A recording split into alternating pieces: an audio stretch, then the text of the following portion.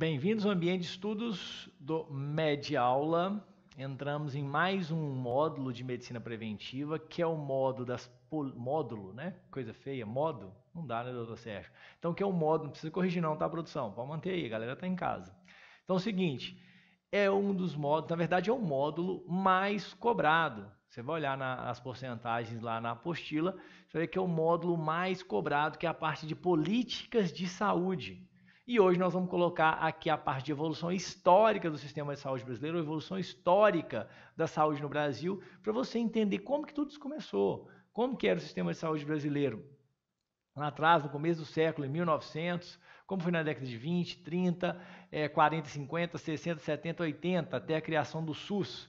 Você vai observar que você não vai precisar fixar. Você vai entender pelos momentos históricos. Você vai entender, por exemplo, que na época da ditadura militar, então foi na década de 60, claro que a ditadura colocou tudo debaixo dos braços.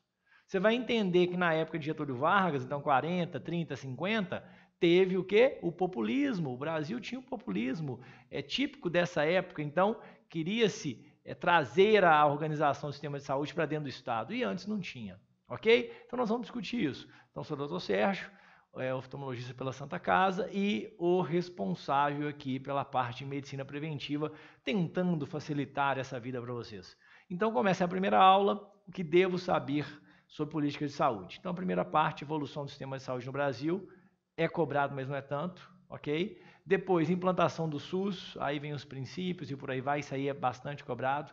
Lei Orgânica da Saúde também muito cobrado, com cada um dos tópicos, a gente está com aula muito bacana sobre isso. Lei 8.142 também muito bacana. Pacto da Saúde não tanto, e aí essa parte está despencando em muitos concursos, né? PSF, atenção básica, unidade básica de saúde, abordagem familiar e por aí vai. Tudo isso a gente vai abordar dentro do módulo de políticas de saúde, e eu te garanto, na hora que você sair desse módulo, tanto vendo as aulas quanto as apostilas, você vai estar muito bem preparado para a sua prova, fazendo as questões também, né? Beleza? Tópicos relevantes dessa aula, da aula de hoje. Sistema de saúde brasileiro, década a década. Criação do INPS, do INAMPS. Então, em muitas cidades, o termo INPS ainda é utilizado, né? Ele já se extinguiu há décadas e décadas, mas o negócio era tão famoso na época que se usa o termo ainda em INPS em muitas cidades do interior. Reforma sanitária lá na década de 70 e a famosa 8ª Conferência Nacional de Saúde, que vamos colocar assim, foi como se fosse a precursora do nosso SUS. Pronto, vamos começar no sistema de saúde até o início do século XX, tá? Como que era? Era assim, ó. Né? Era as Santa Casas, era o atendimento no médico, o médico na sua casa, o médico no consultório, era as ajudas assistenciais por igrejas ou entidades de caridade. O Estado não participava, não tinha nenhum apoio do Estado para o sistema de saúde do Brasil. Então era assim que era no começo do século, gente. Hoje tem isso aí de SUS, o SUS paga tudo, o SUS, todo mundo querendo que o SUS cuide de cento e tantos milhões de pessoas. No passado, não tinha, era cada um por si. Ok? Então era assim.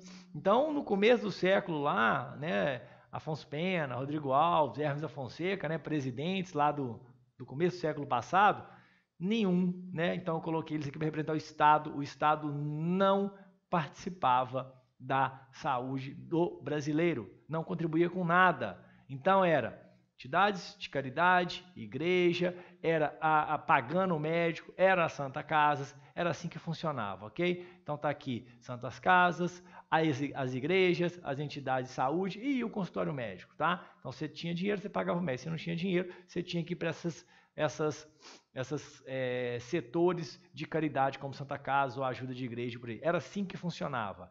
O que tem que lembrar, Sérgio? Não tinha participação do Estado, zero participação do Estado. Aí o que aconteceu? Ah, tá aqui, só um resuminho para você. Ó. Então, instituições de caridade sustentadas por doações ou pela igreja, médico em serviço privado, o Estado não provia assistência e saúde. Ponto. Isso aqui é o que você tem que lembrar para o sistema de saúde brasileiro até o início do século XX. A gente vai para a década de 20. A década de 20 já começa a melhorar um pouquinho para o trabalhador.